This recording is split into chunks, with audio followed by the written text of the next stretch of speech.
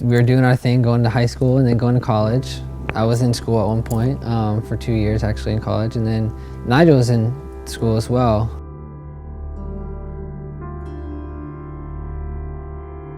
He went to COC.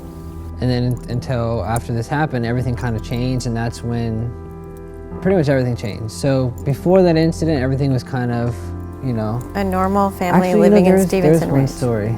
Just before this happened, February, we had this trip, we really connected, and we came back home, we started hanging out. And so we were taking trips together, going to Mountain High, going snowboarding together, and talking, and that's why I was there that night, because normally I would never be there for this happening, because it was after a party that we had at our house, or that he had at our house.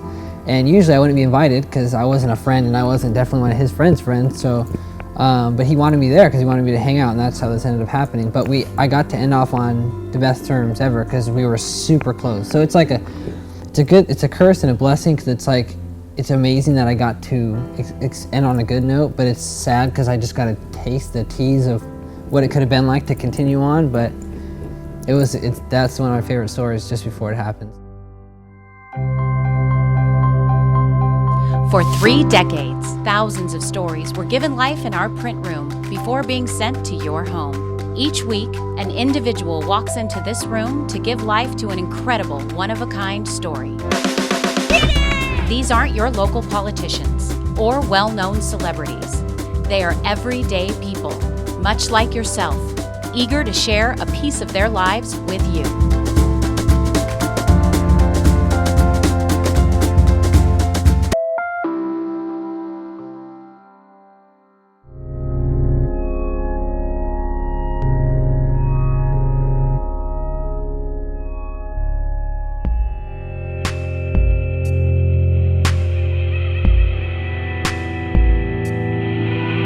It was just one night at our house where she had just left that morning to go to Chicago, where she was doing work and stuff.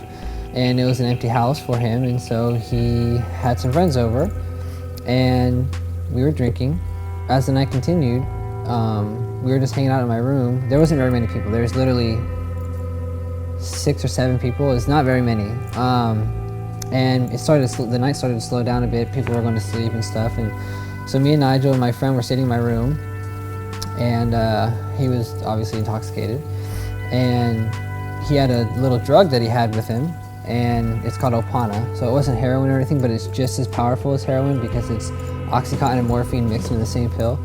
And so he decided, for some reason, to stand up and go across the hallway to the bathroom, crush it up and snort it, and come back in my room. And when he came back, he was completely changed. He was nodding in and out of consciousness, kind of falling asleep in my chair. And so when I saw that, I was kind of like, Nigel, wake up.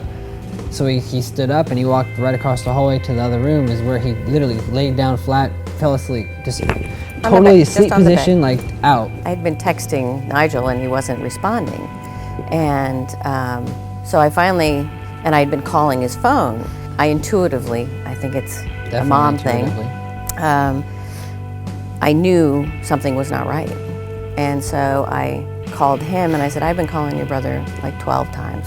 Go wake him up and tell him to call me. And that's when he walked in the bedroom and found him unresponsive.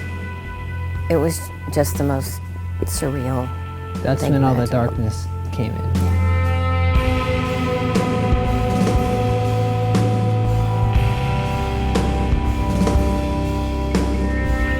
They looked at us differently, or they treated us differently. People would come in, instead of saying, hey, how are you? It was like, how you doing? It kept the momentum of the darkness and the sadness. And we had to find a way to take this moment in our lives and live again. It was not just survive it, because it was going to be a lot of years of just surviving. And neither one of us were looking forward to that.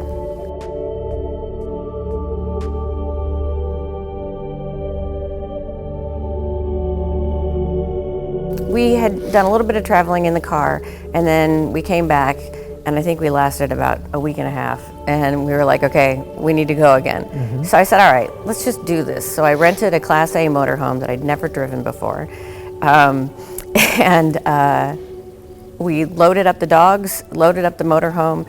I rented it for a month, And we got in it and said, which way do you want to go? And how many states can we see? And what was interesting is we had two goals. How many states could we take his ashes to? And we had to do something in every state that we'd never done before. We were sort of on a mission to do everything that we were afraid of previously, because fear had no meaning anymore. We had just lived through our worst, our deepest fear.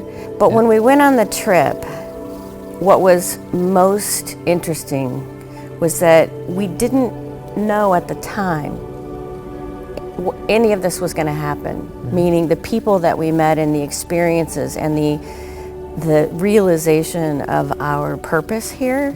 But what I think happened is that we went with the intention to welcome whatever was going to come to us.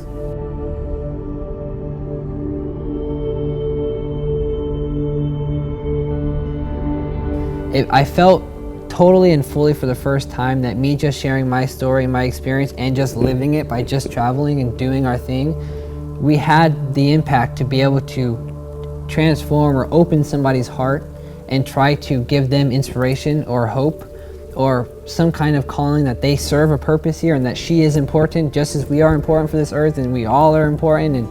And it was a transformation that I fully believe is after that moment found my purpose, told me, you know, why we're here, how my simple free words were able to just make such an impact on somebody's life. The actual mission of Recycle Your Possibilities is to walk across the country and take life a little slower, if you will, instead of driving by people, actually walking into their communities and into their lives and seeing how many people, how many more experiences we can have. We want to inspire people. We want to activate communities by having community walks. We want to go into schools and speak to junior highs and high schools, university kids, rehab centers. It's important to us, but this isn't all about drug prevention. It's about the choices that you are capable of making, that we choose to make every day, and help really inspire and give people hope that everything is possible.